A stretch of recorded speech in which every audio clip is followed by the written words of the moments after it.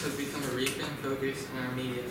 In the U.S., guns have been engraved into our culture, with 1 in 5 adults owning a firearm.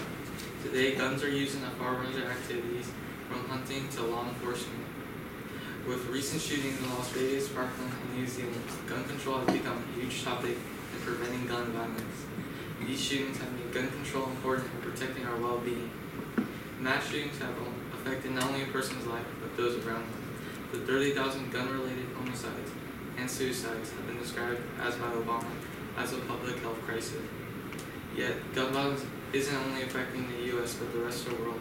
These attacks have affected our safety and well-being, which led me to question, with the controversy on guns, how has our society's opinion changed on gun control? Gun control will stop mass shootings, change our economy, and prevent gun violence. The first thought that comes to mind with guns is the mass shootings associated with them. These shootings have targeted groups of religion, children, and race. Gun control is important in protecting the public from the dangers of guns. It is no shock that we should be worried. Bob Dylan relates to these mass shootings in his song Blowing with the Wind. How many times must the cannonballs fly before they are forever banned? It can be inferred that he's referencing war, but also implied as shooting. How many more mass shootings until we stop gun violence? With gun control, it will help by getting rid of guns that a regular civilian shouldn't own, versus mentally unstable people from owning guns and have less gun owners in general. Barack Obama's gun control agenda, which would prevent guns and ammo from falling into the wrong hands. The 3 shooters in Aurora, Colorado, Sandy Hook, and Virginia Tech all had mental disabilities. Furthermore, meaning that they were able to obtain guns from the dangerous mental state that they were in. However, the Second Amendment was made for the ownership of guns. In the Second Amendment, it claims that the right of people to keep and bear arms shall not be infringed. Many gun activists believe that the Second Amendment was a birthright and essential part of our heritage. Gun control would conflict with our own Constitution, the building bricks of what America is today. For law-abiding citizens, they should have the right to own guns. Citizens' main reason to owning guns is for self-defense, hunting, and sporting use. Yet, it doesn't mean we can't change. The Second Amendment was written in 1791. This was 228 years ago. We as a country has changed over time, and that has come with a change in our technology. In our country, there is approximately 265 million firearms. America is much different back then than compared to now. Back then, during a time where they had just defeated Britain in the Revolutionary War, there were no grocery stores, so instead most had to hunt for food. And along with that, there were no police officers, meaning that most citizens had to defend for themselves. Not only society was different back then, but the weapons used back then. They had muskets while we had assault rifles.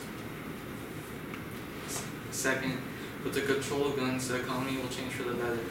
A lot of money is placed into the criminal system. With guns being restricted, it will then lower crime rates, which will come to less money having to be spent in the criminal system.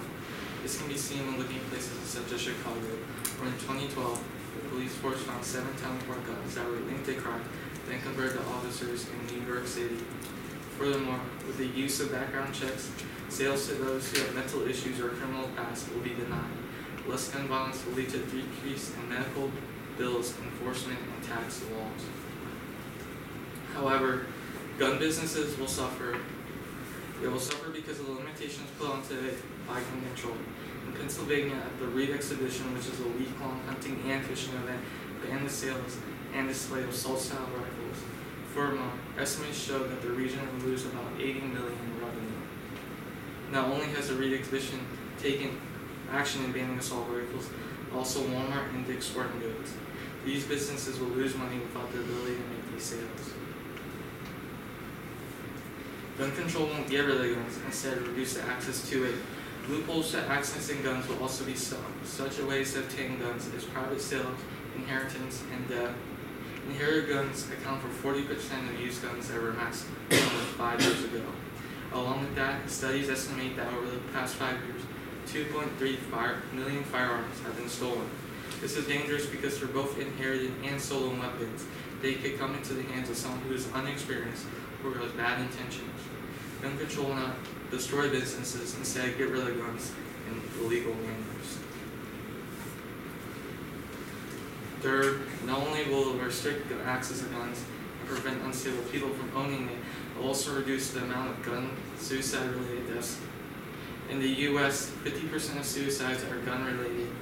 Owning a gun has danger written all over it for those who are dealing with mental problems, coupled with the fact that in America, suicide is the 11th leading cause of death. It can be seen that our guns are a danger to our society. Along with that, on the basis average, the amount of deaths to guns is 30 a day. In the letter from Birmingham jail, Martin Luther says, if his repression notions are not released in nonviolent ways, they will seek expression through violence. This is not a threat, but a fact of history. Guns help release this violent expression. However, it is sometimes argued that guns are mainly used for self-defense. Among the many handgun owners, 76% reported that they owned a gun for self-defense. NRA Executive Vice President Wayne LaPierre describes this as the only thing that stops a good guy with a gun is a bad guy with a gun. With strict gun control laws, it may be harder for innocent civilians to provide protection for themselves when law enforcement isn't able to make it in time. Yet, it's shown that guns are less likely to be used in self-defense. A study from the Journal of Trauma and Acute Surgery found that every time a gun in the home was used in self-defense or legally justified shooting, there were 4 unintentional shootings, 7 criminal assaults or homicides, and 11 attempted or completed suicide. In America, there is less cases of self-defense than there are homicides from guns. There is no significant correlation showing that more guns owned is equal to less crime being committed. Guns are more likely to cause violence than be used for self-defense. After the controversy associated with guns, many of the public has gone with supporting gun control. The mass shootings have affected the opinions on guns greatly, seeing guns as violent and dangerous. This is why gun control is important in our society, stopping future acts of terror and protecting our well-being. Here are 3 solutions to prevent future gun violence. First, provide secure ownership of guns. This means having all gun owners securing their guns, keeping guns in safes out of reach from others and yourself. From 2005 to 2010, around 250,000 guns were stolen. This will prevent stolen weapons. Second, reducing access to guns. Background checks and oversighting gun dealers is important in reducing gun violence. This will diminish gun violence in America by making sure those who purchase are not illegally prohibited from owning a gun. The survey from GFK Knowledge Networks found that 84% of gun owners and 90% of non-gun owners support universal background checks. Third, a countrywide ban on assault rifles. Currently in America, these military-style rifles are still allowed today. No one needs a rifle, and if someone's carrying around with them, it's not for self-defense. It's probably used to hurt someone. The Newmark shooter, Adam Lanza, used a Bushmaster AR-15 assault rifle, which was used to kill 20 kids. Furthermore, these rifles are a danger to our society and should be banned. With some poor-owned citizens, 77% support the ban of semi-automatic weapons.